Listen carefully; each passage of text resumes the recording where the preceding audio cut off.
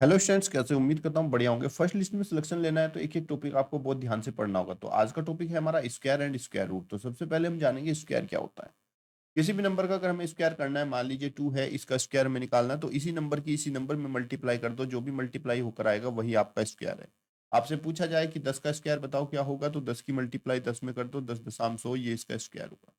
किसी भी स्क्वायर को दो करने का तरीका क्या होता है, ये संख्या ए है और इसकी घात दो कर दो, तो इसका मतलब इसको हम बोलेंगे ए स्क्वायर।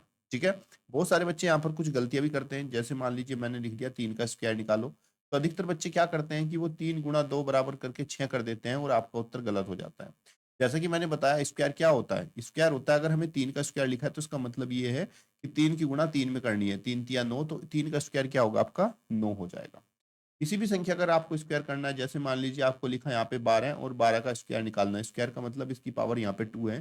तो इसका मतलब क्या हुआ कि 12 की 12 में ही गुणा करनी है, 12 की 12 में ही मल्टीप्लाई करनी है, और 12 की 12 में गुणा करके क्या आएगा, 144। तो हम कहेंगे कि 12 का जो वर्ग है वो 144 हो जाएगा।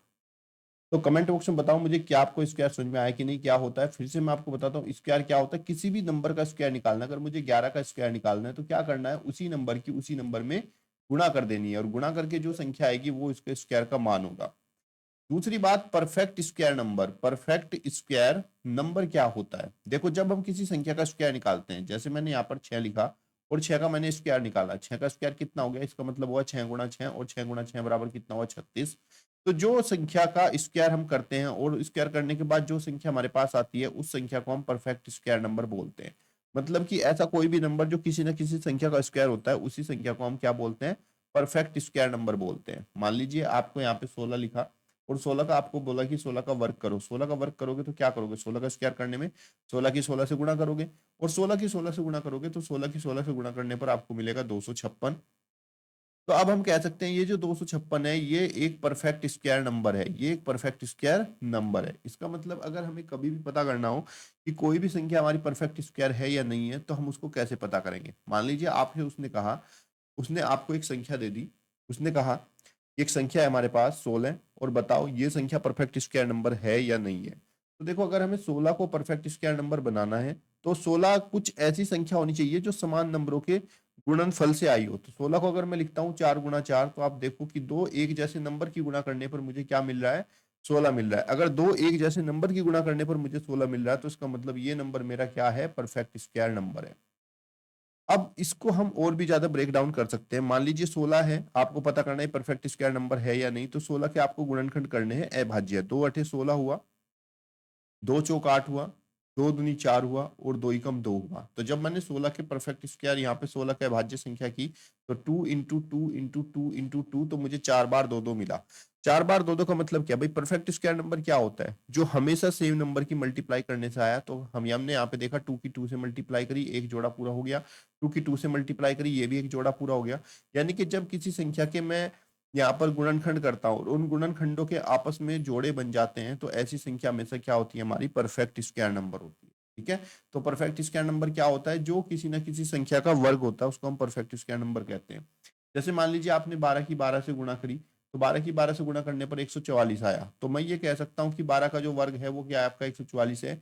और मैं ये भी बोल सकता हूँ कि 144 जो है वो एक परफेक्ट स्क्वायर नंबर है। 144 क्या आपका एक परफेक्ट स्क्वायर नंबर है। ठीक है।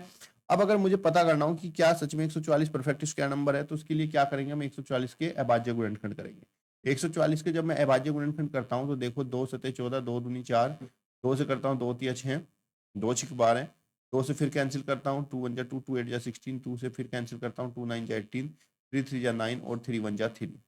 अब आपने जब 144 के फैक्टर करे यहाँ पर, तो 144 के फैक्टर करने पर क्या मिला आपको, 2 × 2 × 2 × 2 × 3 × 3। फिर आपको क्या करना है, इनके पेयर बनाने हैं। ये देखो 2 का पेयर बना, फिर से 2 का पेयर बना, फिर से 3 का।